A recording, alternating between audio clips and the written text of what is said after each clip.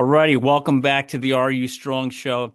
I have another awesome guest on, and what do you hear the story of this young man? But I don't know how prevalent this is at all in major schools. But this guy played football QB at University of Southern California. He doesn't get much bigger than that football wise. Was the team captain, played out his years there. Then with the transfer world going on, transfers to University of Pittsburgh, and this is where I want to dive a little deep. Becomes a QB there and the captain there too. I don't know how you become a captain in two schools like that. You got to be bringing something to the table. Graduates, gets into the sports broadcasting world, but he graduates with two master's degrees: master's in business administration from USC and a master's in marketing and science from University of Pittsburgh. On top of playing big time college football. Currently working for ESPN as a college football analyst. Has his own show, the Max Browne Show, where he creates content for football for YouTube and other social media platforms. But welcome to the show, Max Browne. Happy to be here, Jeff. Thanks for having me on. Max, I'm excited to have you on here, and I have a ton of questions to ask you. But before I get into that, why don't you just tell the audience just a little bit about yourself, and we'll kind of roll from there. Yeah, you gave some of the high level nuggets, but I would say, in addition to that, coming out of high school, I was the number one quarterback recruit in the country. So my high school class was Josh Allen and Jared Goff and Baker Mayfield in that class. Yeah, I was a captain of both SC and Pitt, full-time content creator now. But outside of that, you covered the high level nuggets pretty good. So that's a hell of a QB class. It is. It is. Yeah. To expand out even more, like Josh Dobbs is my class. You're getting old or older. So I just turned 31 and it's Oh the my first, God, you're an old man. but it's the first year where like Davis Webb, who's the Broncos quarterback coach, was in the possible head coach carousel for the Yep. NFL. Like his name was out there. And I like looked over at my wife. I was like, man, this is the next stage. Guys that I played with, my class, Yeah. are in the bucket of NFL head coaches. Yeah. Well, I love to see the younger guys coming in there. Yeah. I'm an older guy. I've been around for a long time, and I'm tired of seeing the old names just reshuffled and moved around to other teams. These guys are, mid 50s, late 50s, 60s, or 70s, right? And like, I just don't think they can relate to the young guys today and the way the world is.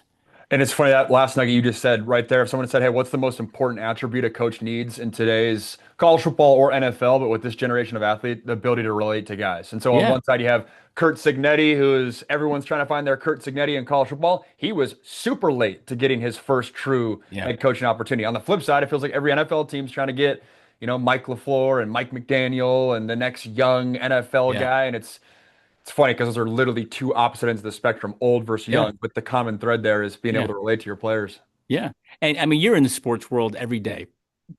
What I don't understand is the Cowboys fired McCarthy, right? Then the Steelers hire him. Like Yeah. after a while, like when do you stop rehiring guys that got fired? Yeah, and I'd imagine like if Mike McCarthy didn't grow up in Pittsburgh, would he have gotten the job there? Yeah. Probably not. But then does that factor really matter? Like I always laugh in college when people are like, "Oh, he's got a like he grew up in Southern California, so he's got a great, recruiting base and knowledge in Southern California." And like, all right, that's a factor, but like sometimes I think it's overblown. We're like, hey, you Yeah. can hire a guy from Pennsylvania and he's, a half dozen phone calls away from finding out, all right, what's the biggest high schools, driving out there, figuring it's not rocket science, I guess is my Yeah. point. Right. Yeah. So let's go way back in time for you it seems like way back, right? Coming out of high school, top recruits in the country, parade All-American, I think, all the top accolades, right? And unbelievable QB class. What was it like for you getting recruited coming out of high school? Was there a lot of pressure? Were you on your own? Was your family involved? And then how does that compare to today with NIL deals, the transfer portals? Like, what would you do different? Yeah, it's honestly night and day different. Like, when I was coming out of high school, the value of the college degree was very much a front of mind factor. That wasn't just Yeah. lip service for me. And I wasn't in like incredibly book smart, but I understood the realities of what that meant. The big reason why I was, I went to USC. The reality is if I was a recruit nowadays, you can't value the college degree as much because the money is life changing for what these Yeah. guys are getting offered. I would have made seven figures coming out of high school the first on an annual basis, which is wild. But the conversation changes whether, hey, if USC is offering me 750 grand coming out of high school and I grew up in Seattle, if some Washington State alumni is like, hey, Max, I'll pay 1.5 million, come over here. Let's Like go.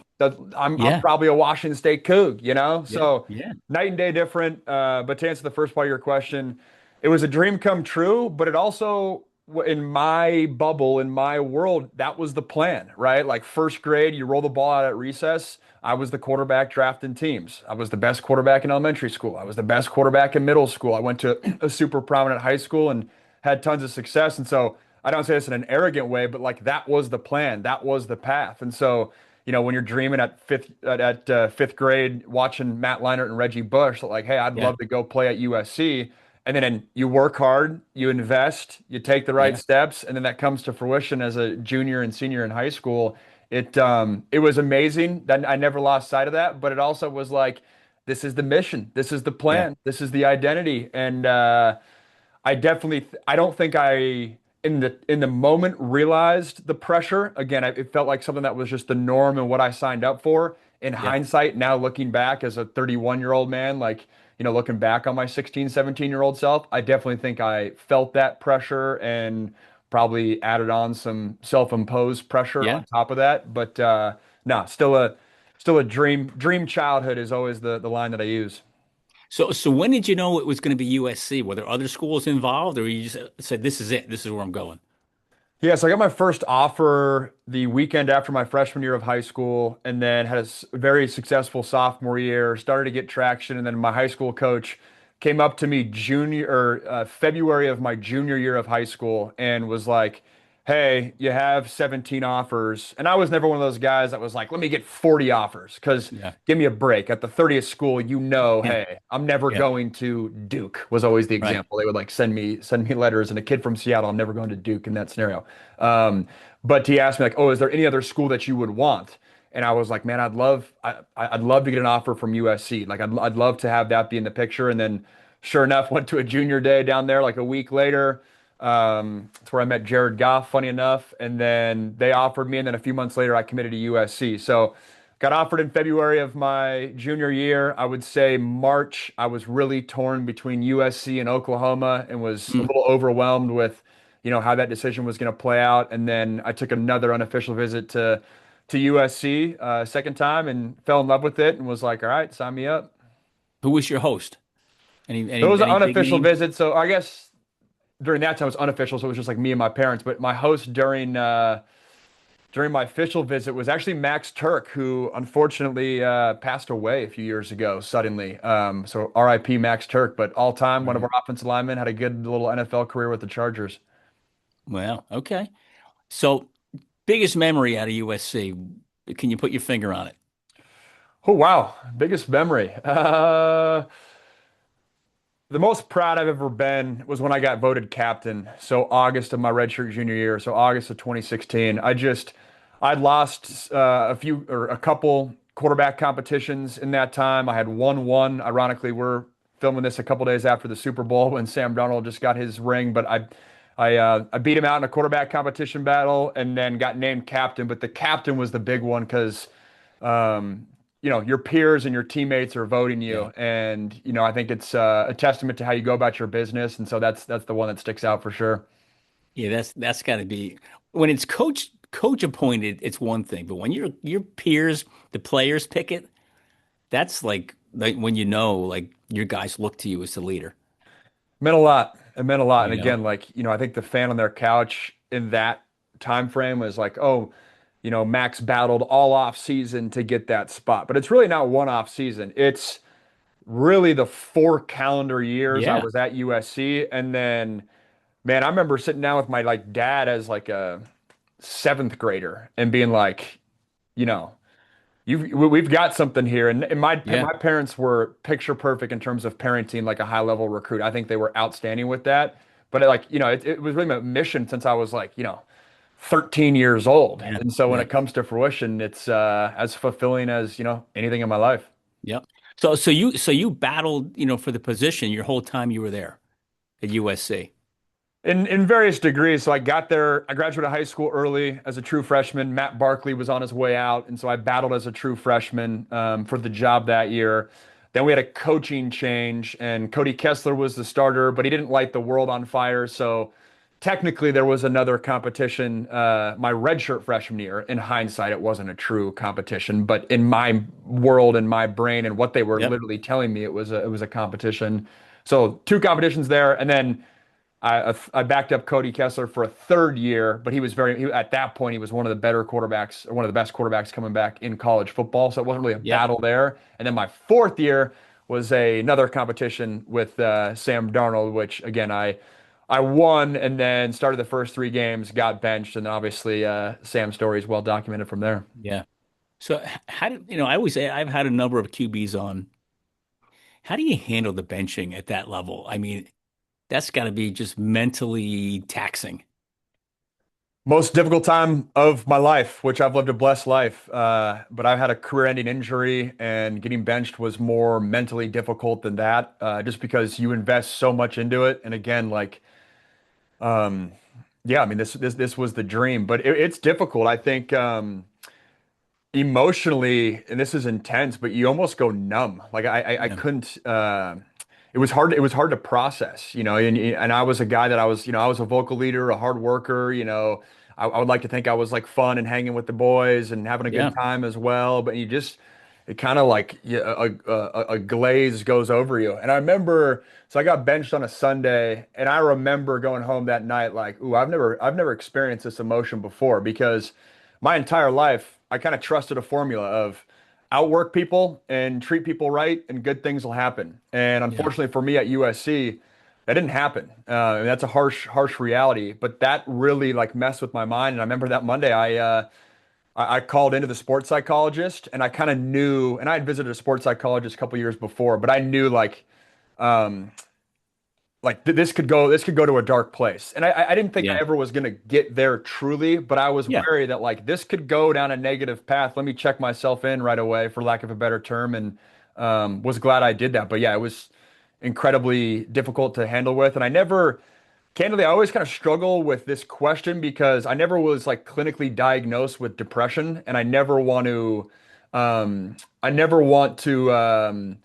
I think it's a trap to kind of like compare your trauma to other people's trauma kind of thing. And I don't want Yeah. to invalidate like my emotions because I never was at that true, like deep, dark Yeah. place. Like I always could see a little speckle of light at the end of the end Yeah. of the tunnel. But don't get me wrong, it was definitely dark and difficult to navigate. Well, I'm proud of you for bringing that up, especially talking about it here, because most people don't. And can you talk about the moment? I mean, most kids will just kind of shelter themselves from stuff and they'll go try and deal with it themselves. How did you find the strength to call the sports psychologist to go in there? And because a lot of young men and women today, they need to hear that because that's what this show is all about. Yeah. It's finding a solution to the struggles that the athletes have, and what the fans don't see, Max, they just see the uniform, the game, the glitz, the glamour, the parades, the music, the everything. They don't see what you just talked about. They don't see the pain that you go through. They don't see the mental struggles. They just see the robots on the field. So Yeah. can you talk about like how did you find the courage to do that? Yeah, I'll be honest because I've been asked that before, and when people say, "Oh, courage" or "good on you," it didn't even feel that way for me. What happened is, so I first saw a sports psychologist in August of 2014, which the mental health world's come a long way, and I think we Yeah. deserve to give ourselves a lot of credit for everyone that's championed that cause over of how things have progressed over the past 12 years. But I got to a point where that was August of 2014 was I basically was in I've been at USC for a year and two-thirds. So I had a full season, two spring balls and a full season, and I got to the point where I got so sick and tired of being sick and tired. And what I mean by Hmm. that is I wasn't playing well. I was working my ass off. I felt like I was doing everything asked of me, and I consistently walked off the field frustrated with my play, frustrated with my performance, frustrated with myself that I felt like I was looking around and all my teammates are having fun and there seems to be a light energy around them and they're running Yeah. and hopping around and I'm over there candidly feeling like I was so intense. Just everything was so intense. And not that I Yeah. was and I was wary of that. Like I was wary of, hey, it's important to kind of be one of the guys, and it's Yeah. important to not visually look nervous and stiff and all that. And I think it did a really good job of covering that up. But deep down in my bones, I was like, man, something's off here. Like I'm looking around the locker room, and I'm just candidly like way more intense than a lot of these other guys. And I was like, I just want to play football better. So to Yeah. me, to bring this full circle, like it wasn't this whole like courage thing. And I don't mean to diminish, like, I know it takes a lot of courage for guys to get in there, but to me, I was like, I'm so frustrated of not playing football well. Yeah. What's the only rock I haven't turned over? Hey, what's this mental health thing? Let me check myself, or, Yeah. go see a sports psychologist. And I'm definitely glad I did. Game changing. So what were your coaches saying to you at that time, especially your position coach? What was he saying to you when did he see you going through these struggles? Did he understand what was happening? He didn't know that I was seeing a sports psychologist, at least unless, yeah, he didn't know that. And I empathize with that. That's a delicate conversation even 12 years later because, I've been in a neck and neck quarterback competition with Sam Darnold where it comes down to one scrimmage or one practice. Yeah. And that's a data point. It is, and Yeah. that's to not acknowledge that is I think a little naive. So I'm empathetic to that. I think my coaches knew that I was wired intense. I think they knew, hey, Max is not a guy that we got to rip his ass. Like he's a self-motivated guy. And so I think like when you ask me that question, the coach that keeps coming to mind is Clay Helton, who was my position coach initially, and then he became my head coach. I think he saw I think he saw that, hey, when I'm staying after practice for 45 minutes, like, all right, Max, this is like let's walk off the ledge a little bit, for lack of a better Yeah. term. Excuse me if that's insensitive. But I will say, I don't think they fully grasp like, hey, I'm really beating myself up inside, and maybe I could have handled that better. Maybe I could have been more transparent with them. But I also empathize with them of like they're managing a whole quarterback room and a whole Yeah. offense, and that's difficult to do. But it's a little bit of both. I think they acknowledge that I was wired maybe a little bit differently and beating myself up, but I don't think they really sat me down, or they did not sit me down and be like, hey, I can see this. How are we Yeah. handling this? Think about this. Maybe you see Yep. a sports psychologist. It had to be proactive coming from myself. Yeah. Now, do you think in today's world, fast forward 10 years, that the coaching staff would handle things differently or no? I'd like to think so. I'd like to think so. There's just so much more awareness around mental health. I think there's more awareness around social media and the pressure that big recruits are under. I think there's the generation of coaches that were brought up where, hey, it's only tough love and you have to always be talking at a level 8, 9, 10, yelling at guys. Not that that was necessarily my position coaches, but I think that generation of coaches is on the way out. Yeah.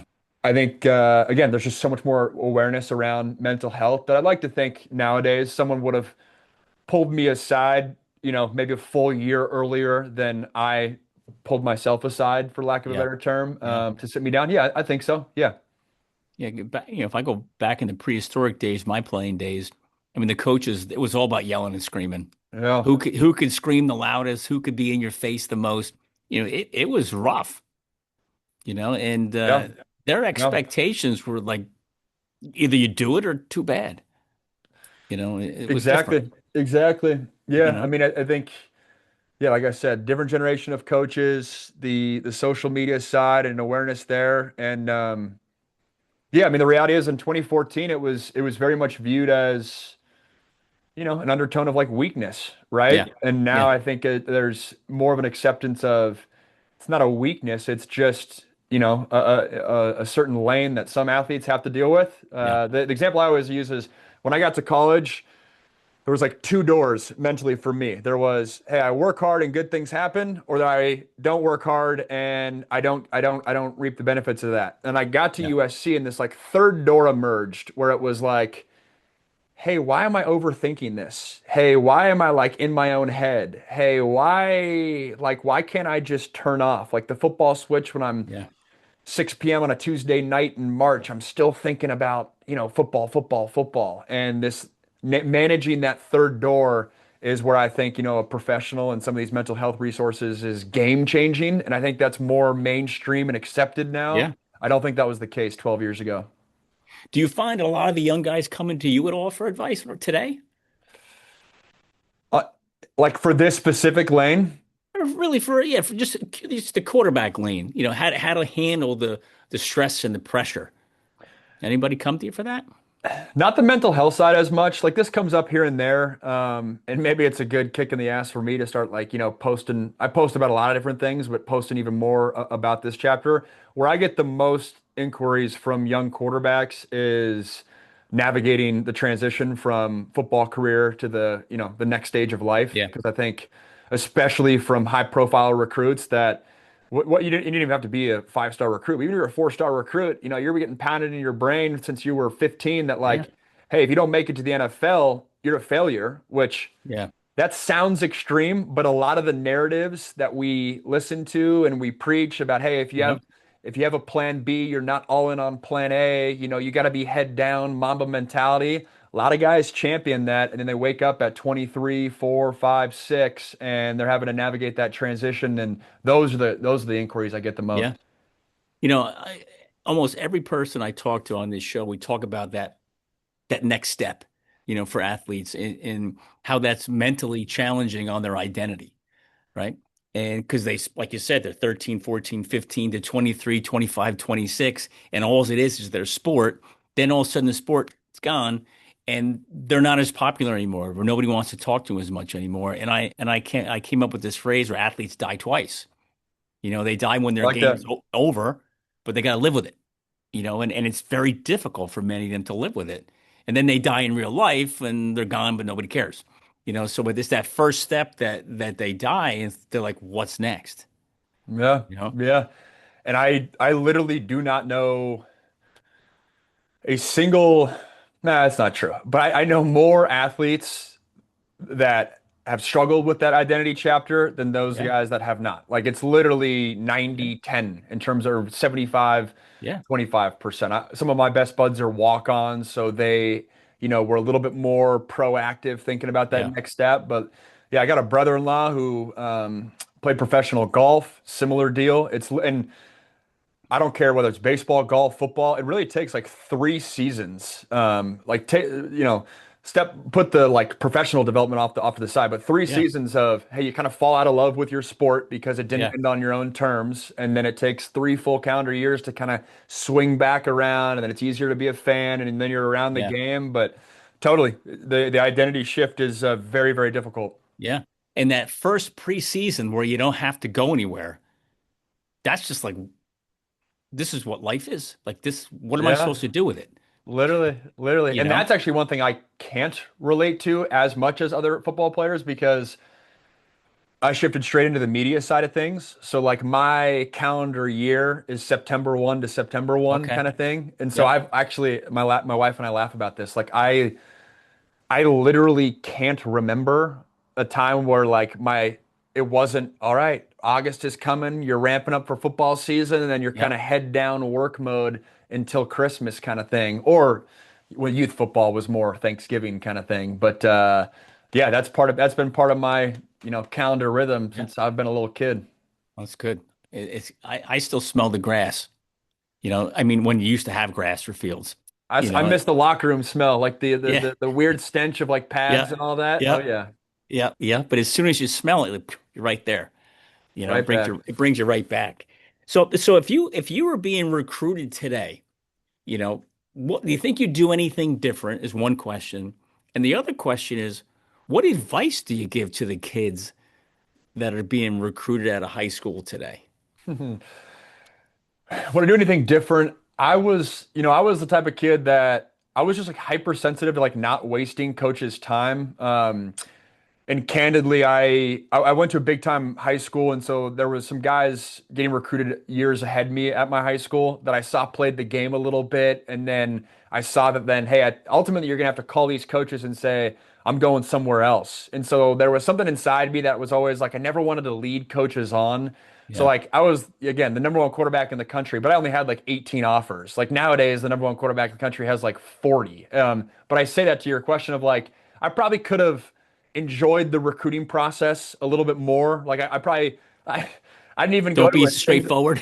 yeah, like I didn't even go to a single University of Washington football game, and they were 20 minutes away from me, like as a recruit. Like I probably could have had a little bit more, How bring bad did your they want you? friend. Yeah, and funny enough, I ended up playing for that coach, Steve Sarkisian, who was at Washington USC. So I think again, common thread. Like I was Yeah. pretty intense, and I probably could have, um, just yeah, enjoyed the recruiting process and leaned into it a little bit more. Like that's kind of a weak, regret because it's never going to get me in trouble kind of thing. But that's one thing. And then advice for guys now. I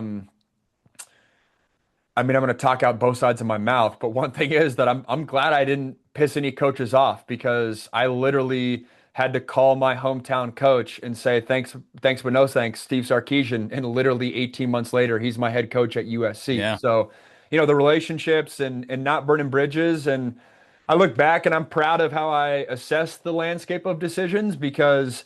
Like, I don't think, I wouldn't have married my wife. I don't think I'd be down the content lane and maybe even the broadcasting lane if I didn't go to USC. And so I think a lot of guys point to, hey, I want to go to USC to be part of the Trojan family and the degree and what living in LA does for you. And for a lot of guys, it's kind of lip service.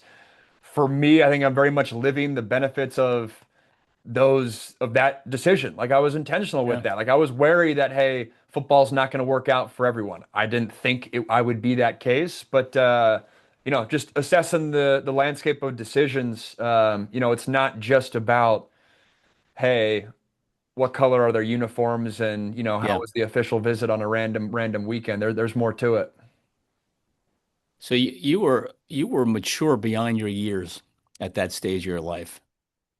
I'd like to think so, and I always like internally I like gotta be like humble, but yeah, I think I was always mature or just thinking, and I'm still wired that way today, Yeah. like thinking how are my decisions today impacting myself 5, 10 years down the road? You're strategic. You know, Intentional, strategic, yeah, yeah, yeah, and you think like how many 18-year-old kids think that way? You know, not many, if any, yeah, yeah, and you know? it's like I remember. Eighth grade year, my high school offensive coordinator was a special ed teacher at my middle school. And eighth grade year, like going in early before Wednesday school and like learning the playbook and like very much being like, hey, I'm the quarterback in my grade, eighth grade. I played Yeah. up a year, so I was also the quarterback for like the ninth grade team. And like, ooh, the 10th grade quarterback, like I can beat him out, but I got to study now to like, be prepared 2 years from now when I can start as a sophomore. Like it sounds crazy. Like when I tell Yeah. a middle school guy, like, man, you got to be thinking like that. Like, no, Yeah. it's probably a little intense, but that was that was how I was wired, and there Yeah. definitely was a lot of good that came from it. Now, do you think a lot of the big time quarterbacks like yourself that played at all the Power Five, now Power Four schools were kind of built the same way in eighth, ninth, 10th grade? Probably a lot of them, but it's funny because I get this question, especially like when comparing my career to Sam Darnold's. I don't know. I've never talked to Sam about his middle school upbringing, but for me, again, like it literally was like seventh grade. I could like see the runway of like, hey, I could start as a sophomore, and Yeah. the quarterback before me at my high school was the number one quarterback in the country as well in the class of 2009. So I literally like had a blueprint that I could see. But I bring up Sam because I think Sam was a guy that rather than at seventh grade of kind of being like, oh, like private quarterback coach, da da da da. I think his was more like sophomore year of high school. And as a result, I think that allowed him to like he was basketball, football, and I think it allowed him to have a higher ceiling to like tap into later on in his career. Yeah. Whereas if I'm working as seventh, eighth, ninth grader, like, did I tap out in my ceiling a little bit earlier? Mm, Probably. Do I regret that? No. But like when people ask me, like, oh, what happened, Max? Like, why weren't you able to play at that high level? I still think I could have played. Like, I still think I had the chops to play at a high level, but why was I not yeah. an NFL starting quarterback? And like, where was that miss eval? I think some of that's probably because I tapped into my ceiling at a younger age relative to some of these other guys. So Yeah. that's a long-winded way of saying I don't think there's I don't think there's you could make the argument both ways. Like I remember meeting Yeah. Bryce Young when he was an eighth grader and I was at USC, and obviously things have worked out really well for him. Yeah. He's one path. Sam Darnold of maybe, hey, a little bit later of really getting super, super intense with the private Yeah. training and all that. That worked out well for him. So I don't think there's like one perfect path, you know? Well, there's only 32 jobs out there, right? 32 and 64 if you count backups, and that's Yeah. it. You think about that, and how many guys come out of every D1, 2, and 3 levels that want that spot?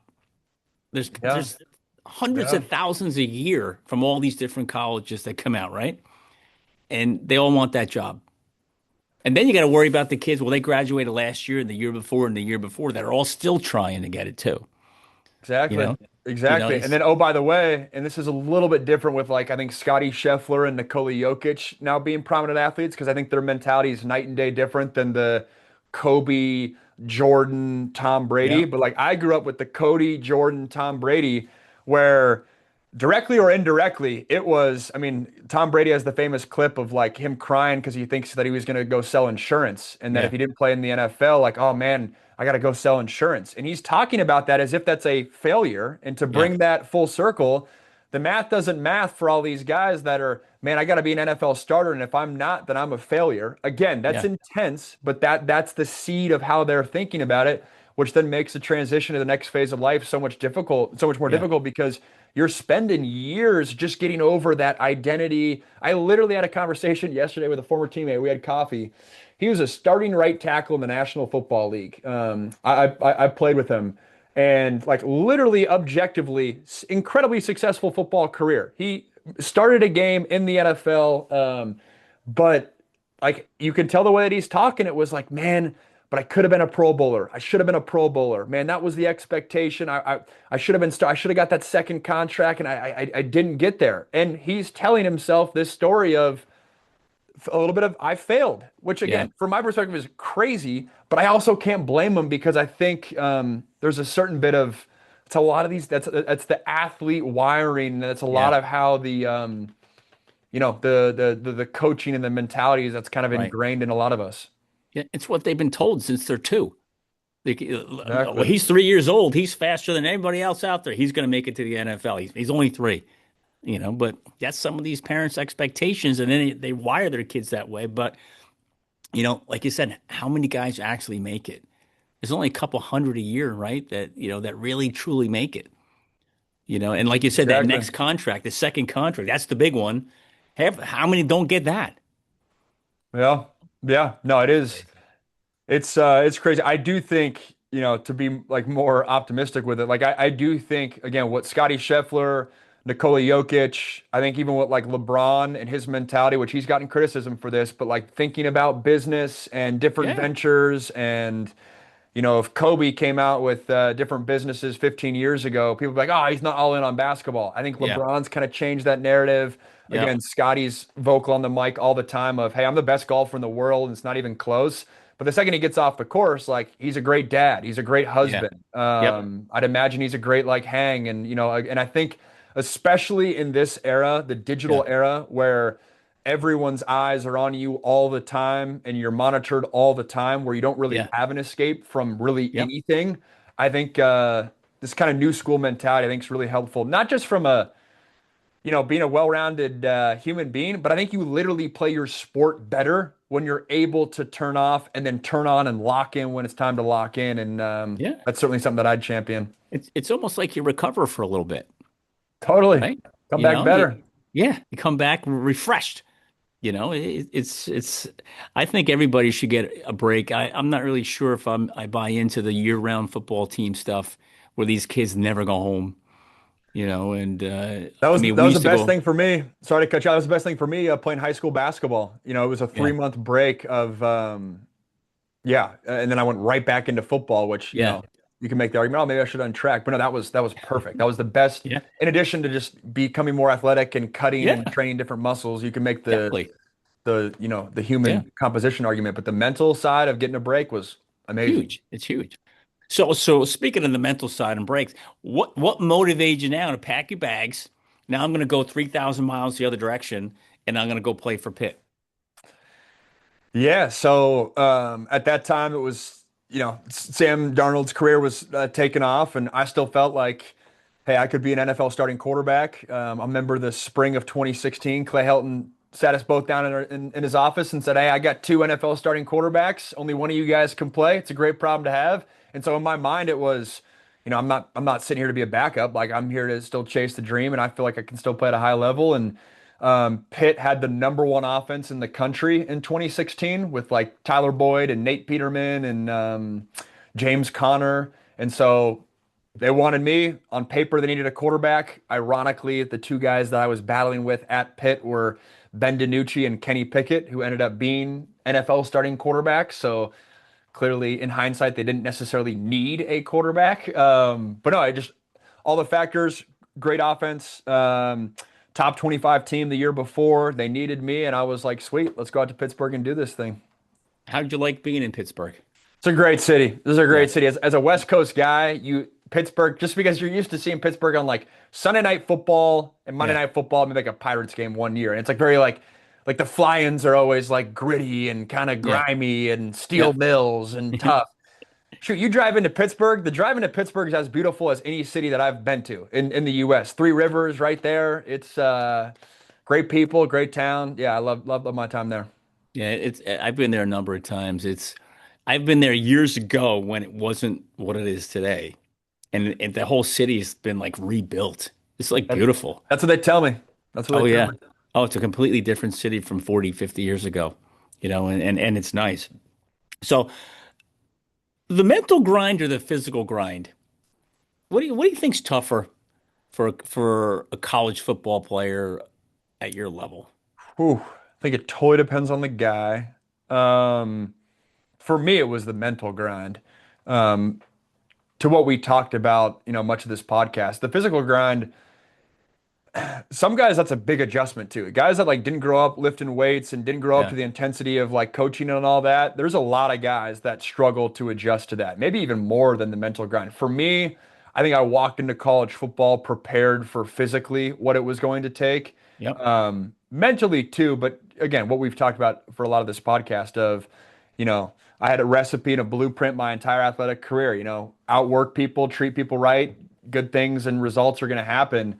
That didn't happen for me the first few years, and dealing with that, and um, the first time where really in your athletic career, like you are the reason that you're not getting success. Like Yeah. growing up, it was like, oh, I'm the best player on my basketball team, best player on the football team. Sweet, let's do this thing. If my team Yep. loses, it wasn't necessarily because of me per se. Get to USC, that was the first time in my athletic career I had to deal with that. So yeah, the mental test was more difficult than the physical. But how about the mental challenge of being a captain in two different locker rooms? Did you respond to the teams differently in each locker room, or did you bring the same focus? Same focus. Line I always use is, and it's a beauty of football, and it's why football locker rooms are a great blueprint for maybe how our society should be in terms of guys from all walks of life. But I don't care if you're in Pittsburgh or USC, everyone speaks hard work and everyone speaks that language. And I think if you show up, handle your business, and you're not asking guys to do anything that you wouldn't do yourself or that you aren't showing that you actions on a day-to-day basis. Like I don't care where you're from, whether you're single parent household in Compton, California, or if you're Mm, private school, two-parent household and your dad's one of the biggest USC donors, both guys can respect hard work, and when yeah. you're running conditioning lines and all that, that's it was the same blueprint to become a captain. I don't know how many guys are captain in two different schools. Is that I don't think that's that prevalent, is it? I mean, now guys are transferring more, so maybe it's a little bit more, but no, like I was saying before, it's being a voted captain's the most proud that I've been in my athletic career, even more so Yeah. than all the awards and all that, Yeah. because yeah, you're voted on by your teammates, and yeah, that was a big reason why I went to Pitt. You know, nowadays a lot of guys, well, not anymore, but the past 3 or 4 years, guys transfer in the summer. That was a big reason why I wanted to get there in January because I feel like I understood the importance of being there for spring ball, and Yeah. especially if you're the quarterback and establishing, leadership and Yeah. credibility because. That matters in a football season, being able to go up to a guy when you need him in the fourth quarter after he's dropped a couple passes in the first quarter, you know, Yeah. it matters. Have you had lunch with that guy back in March and being able to connect and resonate with them? Yeah. That is 100% a factor of That's being huge. That's a good huge, quarterback. without a doubt. So the transfer process, is that complicated or is that just sign here and done? It's more streamlined nowadays because the transfer portal is much more of a thing. When I was there, I was the year before the portal became a thing. There was Yeah. no It operated the same way, like logistically, but there wasn't the name transfer portal. Yeah. Mine was a little unique in that I actually went to my compliance. Ironically, it was the office right across from our quarterback meeting room. But to me, it was such a given that I was going to transfer. I went to my compliance director and said, "Hey, I want to transfer," before I went to my head coach, which at the time was a little odd. Mm. Again, I didn't even think it was odd because in my mind it was like I didn't want to be a distraction and it's such a given that I'm leaving after this season that let me just, go straight to the source kind of thing.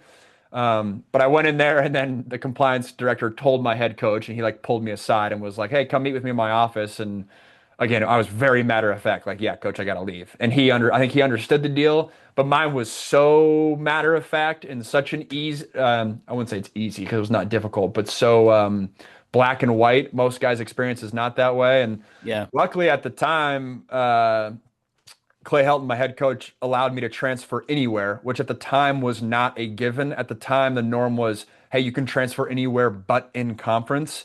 Right. And at that time, like, Cal was taking transfer quarterback. So there was a world where I went to Cal. So to be honest, I wasn't actually grateful that he let me do that. To me, I would have been pissed if he didn't let me do that because I would have thought Yeah. that was kind of scummy. But yeah, it was a unique process to say the least. And then a little cool story for your audience: the last meeting that I had with my head coach before I officially transferred was my head coach Clay Helton and then the athletic director Lynn Swan, obviously very accomplished Hall of Fame Oh, yeah. player in his own right. And I was trying to convince them to pay for me to finish my USC MBA when the time came because I was like, yo, I want the USC MBA. I don't want the Pitt MBA. No offense to Cats. Sorry, I'm just shooting you Yep. straight. Accomplished big business school, but USC is a different degree. And I was like, hey, I'm having a transfer. I feel like I've taken care of my business. Will you pay for my MBA when it comes back? Trying to pitch him on it. Unfortunately, the answer was no. So I had to pay for it after the fact, which I get the deal. But it's Yeah. funny, like that was my last meeting before I officially transferred. And now that's all part of the deals today. Who's paying for what? Exactly. It's all Right. all all about money. And I bet you today, if you're transferring from USC to Pitt and you said, "Hey, Pitt, I want to come here, but I want to go back to USC and get my master's. Will you pay for that?" They'd probably say yes. Another deal item in the negotiation, no doubt. Oh, God. So, who's your most influential coach? I don't care if it's a little kid stuff, high school, college. Who's the most influential teammate? I don't care, little kid, high school, college. Oh wow. Oh wow. Um Most influential coach. I'll say my high school coach, Matt Taylor. Don Bartel, our defensive coordinator, also sticks out. I had a very cutting edge, intentional high school coach that was, he was on the cutting edge schematically and no huddle. And I was very blessed to be a big time quarterback and feel like I had the best coach in the state was a huge advantage because a lot of what, to be a high school kid from 2009 to 2013, you could make the argument no period of football had more innovation in that time. From read option to no huddle to Yep. spread to what Chip Kelly was doing to what Art Briles and the vertical and Art run pass option, like a monumental shift in football over that 4 years. And he was great. And I think he Yep. understood the special moment that I didn't go to a private school. I went to public school, and he understood the special. My sophomore year, I had a five-star receiver. We had a five-star receiver, a five-star quarterback recruit, and then a half dozen other Division I You guys. had to have great linemen there too, Yeah, a couple, couple, right? couple solid guys. But I say that of like I think he understood like this window is not going to happen again in my coaching career in the suburbs of Seattle. So I got Yeah. to take advantage and forever grateful for that. And then Don Bartel, our defensive coordinator, was cutting edge and ahead of his time with some of the motivational stuff and thinking about life and bigger than football. And I'll always be grateful for him. And then teammate wise, I mean, the best man at my wedding, Nick Splendorio.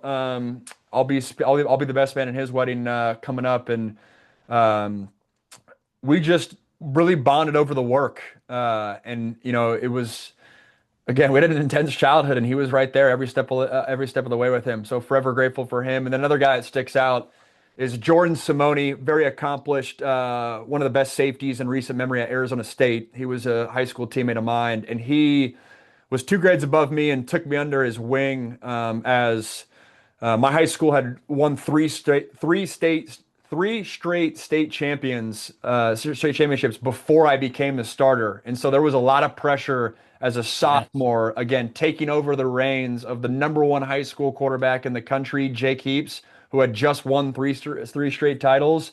A lot of pressure, and Jordan instilled a lot of belief in me. He would pick me up from. I went to my school was when I was a freshman. We had a freshman campus, so I didn't go to the high school technically. And he would Yep. drive and pick me up to run routes with me, and instilled a lot of belief in me that I think I still believed in myself. But it was to have the senior leader of the team go out of his way, I think did wonders for me getting off onto the right foot in my high school career. I mean, those are relationships that are going to last forever, Yeah, yeah, And like you said, weddings, you probably end up naming your kids after each other, and all kinds of cool stuff, totally, and totally. have some fun. There's other guys too, like I think of Darius Rogers and Nico Fala, and um, it's ironic, like Chad Wheeler as well. Unfortunately, he made a catastrophic mistake and is sitting in a prison cell right now. But those three guys, when I got benched, were the first three guys that came up to me and acknowledged me, like the practice after I got benched of just like hang in there kind of thing. Yep. And like I'll never forget that interaction. And those guys, like I'm not overly close with them, but I'll always for the end of time, like remember those guys going out of Oh their yeah. way. Well, they didn't have to do that, Yeah. to like acknowledge the difficulty of my situation. It meant a Yeah. lot, still does They a stood decade up for later. you. Yeah, Yeah. They stand up for you. They, like you said, they acknowledge what you're going through and they back you up. totally. It's hard to find people today to back anybody up. It's like, I'm not getting involved with that, you know? And especially men where, those difficult situations, and I'm guilty of this, like you don't always know what to say or what to do, so you don't do anything. Yeah. So just kind of acknowledging the situation Yeah. meant a lot. Yeah. It's great to have those guys around you. So a silly question. When did the clapping thing get involved with quarterbacks and stuff? Like, how do you even hear that when you're out there? Speaking to the innovation chapter of 2009 to 2013, it probably happened in there. It was definitely the no huddle, like where my mind goes is the Chip Kelly Oregon days, where all right, that's right when it's funny. I was just listening to the John Gruden interview yesterday where he was talking about like since when John Gruden was a head coach to now, the percentage of under center to shotgun in the National Football League is like flipped. It was like when Gruden was coaching, again, like more like Raiders, Bucks, like 15 years Yep. ago, it was 80% under center, 20% Yep. shotgun. Now it's like flipped. The reason I bring that up to your question is when you're in shotgun and crowd noise. Sometimes you can't hear, and the clap is louder than some coaches or some Really? quarterback's voice. So that becomes the cadence trigger. And yeah, it's about rhythm. Cadence is all about rhythm, Yeah. and then also managing the noise. And yeah, sometimes clap can be more efficient. So you think so you can hear the clap over the voice? Yes, there are guys like I'm a very good clapper. I know that sounds funny, but like I am very loud and I can get the Yep. pop. I was money. I've had other guys that were not great, and that is why sometimes you go to the clap or the point where the offensive guard's looking back and the Yeah. point triggers it. Sometimes that's happening because the quarterback is not a good clapper, which sounds funny, but Do they yeah, have it's very clapping much the practice? case. I guess they didn't grow up. They weren't instructed well by their parents. But do you have that in college? Is there actually clapping practice to get better at it?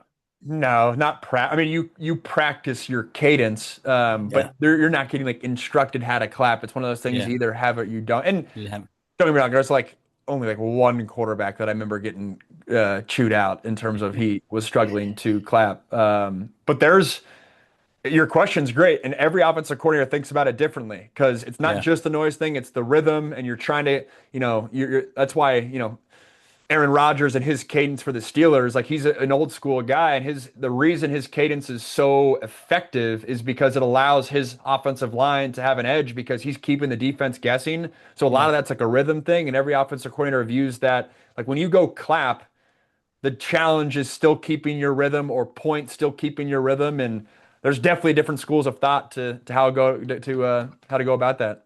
Yeah. It's amazing how all that has changed. So football ends, broadcasting starts. Talk about that. I saw you doing your thing, and that's how I ended up reaching out to, hey, come on this show. One, it looks like a hell of a lot of fun. But two, how did you get into that? Where is it at now? Talk about your show and what that's all about. Yeah, the seed of it started when I was playing. So, like a lot of players, I think when you're in your mind, when you're thinking about the next step, a lot of guys either think media or coaching. A lot of guys go into coaching for obvious reasons. I was never drawn to that. It was very apparent to me how gnarly that lifestyle is, and I love football, but the coaching Coaching's lifestyle tough. isn't for me. No, Yeah. no, yeah, exactly. But then when I was the backup quarterback at USC in Friday practices, the backup quarterback doesn't get reps. And so when they would do their 2 minute drill, I was off to the side, like with our tight ends coach or special teams coach, or I forget what position he was, but we would joke and announce the 2 minute drill when like Cody Kessler's pass is complete to John Juju Smith-Schuster for an 8 yard gain, like first down Trojans kind of thing. And it was like a fun little bit, but it planted the seed in my mind that like, hey, this would be fun to pursue 20 years from now when my career's over. Obviously, that timeline sped up in a hurry. And then the next step as well was when I got hurt at Pitt my last year there, Pat Narduzzi, his style as a head coach was he had an intercom or like a big speaker in the indoor at Pitt, and he would always be like, next period kind of thing, which was different than my other coaches. But during bye week, we had a freshman scrimmage, and funny enough, Kenny Pickett was the freshman quarterback, and Narduzzi gave me the mic to like announce the freshman scrimmage in our indoor facility. Again, I had a sling in one hand, a mic in the other, and it was kind of a fun, like kind of street Yeah. ball banter kind of thing. Yep. But again, it planted the seed of like, oh, you should try this when your time's done. And then that quickly came like 18 months later, and that's when Dan Orlovsky's career was taken off. And nowadays, everyone knows Dan as, Yeah. and he's on live television 3 hours a day on ESPN. He crushes it. But he got his foot in the door by holding up his phone in his basement, filming X's and O's breakdowns, like in a dark, like man cave Really? vibe. And I saw that, and I was like, again, this speaks to kind of the content brain and Yeah. things that I was like, people are craving that kind of content. I can do that. And my spin was I'll add an extra layer of production value on top of that. And my videos didn't take off like Dan's, but they did get my foot in the door. And what started as just getting, hits on, I did a lot of like breakdowns of Pac-12 games. So I would get, a call from Utah Salt Lake Radio to come on and talk about Tyler Huntley, who's ironically still playing football and in the NFL. And I'd get a call from Seattle Sports Talk Radio to talk about Jake Browning or whatever. And then you go from there to then get more efficient. Like I got opportunities with Sirius XM on a random March to like fill in and host, and then just like any industry, once you get your Yeah. foot in the door, it kind of levels up from there. And now I'm in year 8 of again varying degrees. This is only my second year of calling a full slate of games, but and only first year with ESPN. But yeah, just like anything, it's kind of grown and chipped away from there. And the social media piece has been huge for me too. That's one thing Yeah. that I would not be where I'm at right now without executing on social media, which is obviously a big piece of of our world today. And that's your own show, It's my right? own show, but honestly, so like the Max Browne Show on YouTube, very much a thing. I appreciate you shouting that out. But the short form stuff on TikTok and Instagram, that's how I make the majority of my money. That's where my biggest following is. And so, I think a lot of people think show like long form podcast, my breakdown show, which is great. Love that. Please check it out. But I cut my teeth with more of the short form takes and trends and things like that. So how do they find you? Max Browne on all the platforms. Brown has an E at the end. Yeah, active Instagram, TikTok. Last year, YouTube really leveled up there. So check me out there. And then also on LinkedIn and Twitter as well. Yeah. So are you more of a sideline guy or a booth guy? Booth guy, through and through. Booth Yeah. guy. Yeah, I love being. I always say my North Star in this whole industry is calling games on Saturdays. So, um, yeah, been blessed with being able to call ACC games the past couple years, Yeah. Pac-12 games for a couple years before that. But it's funny you're asking me that. I actually just got my first sideline gig here in April. So, my next opportunity will ironically be on the sideline, and that'll be the first time I've done that. So we'll see how it goes. That's cool. That's cool. So prep for that. To be a broadcaster, it's you don't just walk out there and start talking. There's got to be a whole slew of research, homework, prep. So when you're out there, like you're ready to go.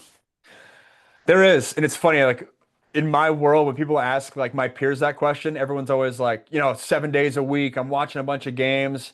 I'll be honest, like I used to be a 7 day a week guy, like always prepping. I've realized that at a certain point, I think you can prep too much, and that time is better spent investing in your own show, your own content to level up your platform and help your career or research, you know, SEC football or Big Ten football because I think you become a more well-rounded analyst. And so I think it's always easy to be like, hey, watch seven games from the season. To me, that's a little bit overkill because I think those resources could be better spent elsewhere. But yeah, I mean, it's about 20 hours a week. That's kind of the sweet spot for me, and it's everything from watching head coach press conferences, meeting with the coaches. I try to watch at minimum each team's most recent game and then their most high profile game in recent Mhm. memory, and then I try to get a third game again of like high profile games so you're Yeah. wary of how the teams evolved and schematically what you're picking up, but a lot of it is you're doing that prep. So then to me, the most precious and valuable time of my week is the 30-minute chunk I get with the head coach and offensive defensive coordinator from each team because Mm. that's where a color analyst separates themselves, in my opinion, is like, are you able to get a nugget out of those meetings that you're able to bring to the broadcast that Yeah. the next analyst cannot do and cannot Yeah. verbalize on the TV? And so a lot of the prep to me is being able to, hey, I understand that they've ran 6 jet sweeps last game and they didn't run 6 jet sweeps at all the game before. Hey, coach, why are you doing that? And then bringing that answer to the broadcast. That to me is kind of my mentality. And then, yeah, Friday is all prep. That's like literally head down. It's like a full work day, getting my board ready to go. And yeah, come Saturday, it's just let it rip. Go time. Well, you literally just answered my next question. I was say, what separates a good analyst from a great one? And you pretty much just laid it out. Yeah, that's one thing I think for me, the good analysts tell you what happened, the great analysts tell you why it happened. So, the average analyst a jet sweep down the right sideline. They pick up 8 yards, and it's a heck of a block by the receiver. A great analyst would tell you, hey, well, they're running that jet sweep because, they have a really athletic slot receiver, and they're just trying to get extra touches for him and really get him involved in the game plan early, right? Like that's a nugget that you didn't know sitting on your couch, but because Yeah. I've prepped, because I've told the coaches, you now know that versus Yeah. you didn't need me to tell you what happened there. You already saw that. And so Yeah. I think and candidly there's a lot of analysts that are getting paid a pretty penny that I think fall into like they're just always telling you what happened. And Yeah.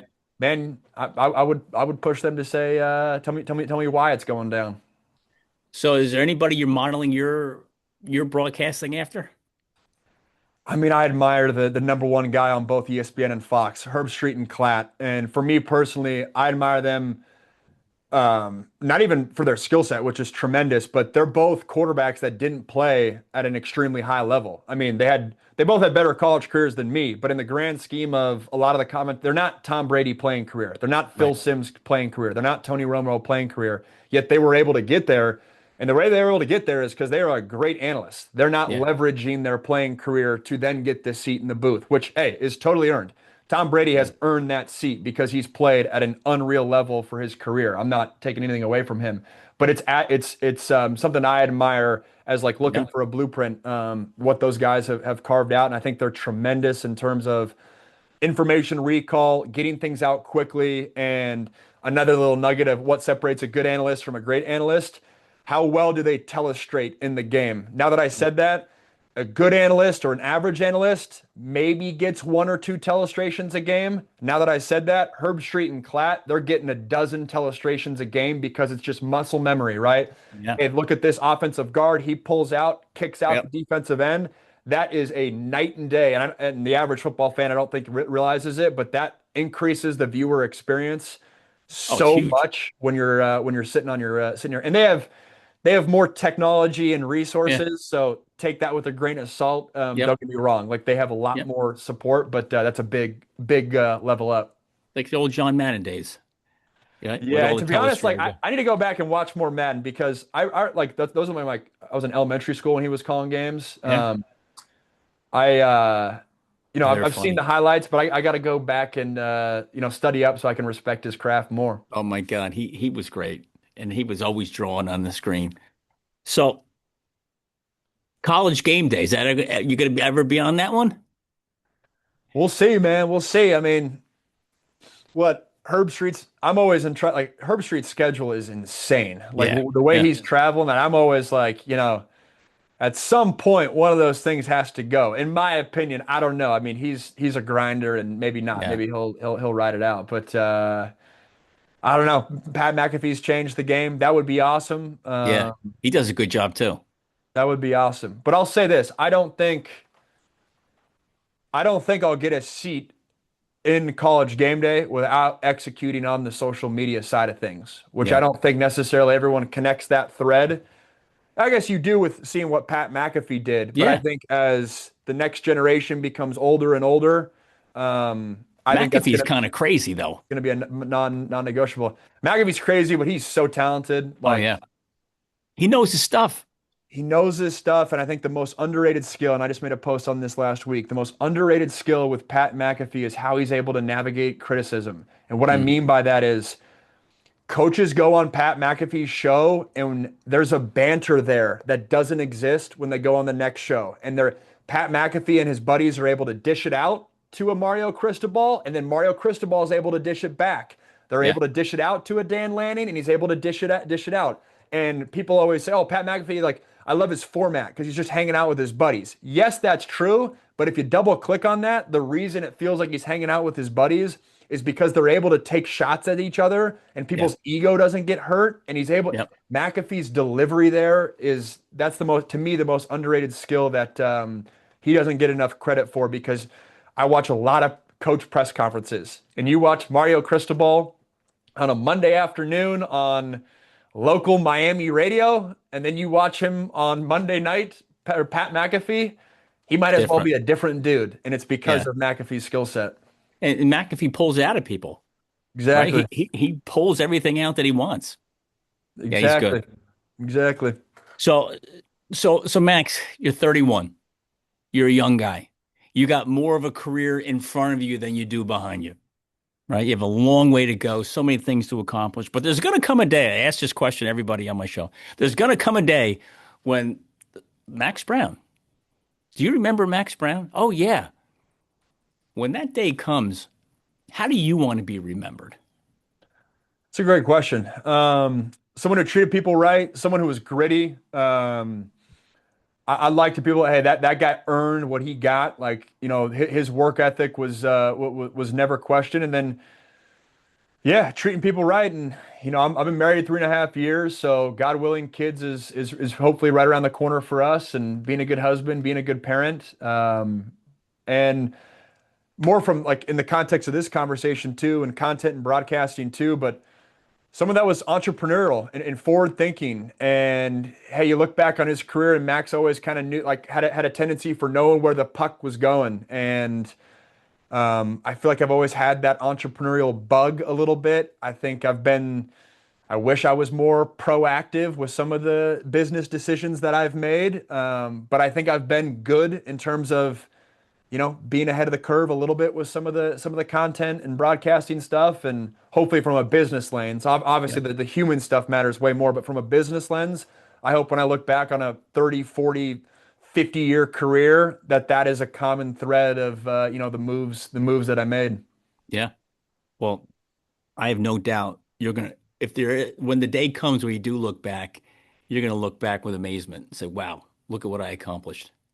I appreciate it. I Yeah. appreciate it. And I've been blessed with two great parents that parented me in a way to navigate my entire athletic career, both the great times when I was the Gatorade National Player of the Year and Russell Wilson was having dinner with me, to then, hey, when I'm getting articles 5 years later about being the biggest college football bust, which I don't know if there's a video component to this, but it's over my right shoulder here. Like navigating that, it's amazing. I got an awesome wife who is much bigger in the content and mental health space than I am. So I'm just trying to keep up with her, and a lot of great teammates and friends along the way, which has been a huge blessing.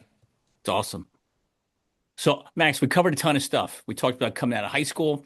We talked about college. We talked about getting into broadcasting. We talked about your show. Is there anything we haven't touched on you think we should hit before we wrap it up?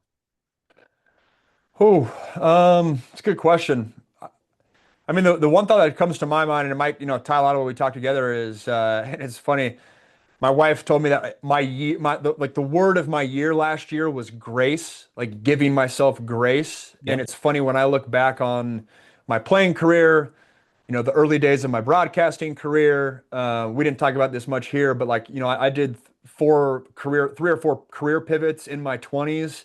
And I think I was very hard on myself at times. And I think I could have benefited from giving myself more grace. And so, whoever's listening to this, and I'm sure different parts registered with you of, oh, I want to create content. I got to start now. I got to be the next Pat McAfee tomorrow. All right, well, give yourself some grace. Ooh, I got a kid who's a big time quarterback. I wish he would have started quarterback training a year ago. Oh, Max said he was training at seventh grade. Oh, I'm behind the eight ball. Give yourself grace. There's no, one path and one mold to do it. And I think I could have used some of that in my teens and 20s, and trying to implement that in my 30s, which has kind of Yeah. been in front of mind for me the past couple of years. That's great. Give yourself some grace. Did you get that from John Gordon or no? I got it from my wife, to be honest. My wife may Okay. have got it from John Gordon, Okay. candidly. Because he's got a book called The Word, and you spit your one word of the year, you I know. don't follow his stuff religiously. Every once in a while, I'll see him pop up on Twitter, but I gotta Yep. check that out. Yeah, he's good. He's good. Well, Max, listen, man, thanks for being on the show. Appreciate it. Your story's awesome. And is there anything I can do for you to help you with what your ventures and what you're growing into? Feel free to reach out. And I'm looking forward to seeing you on college game day.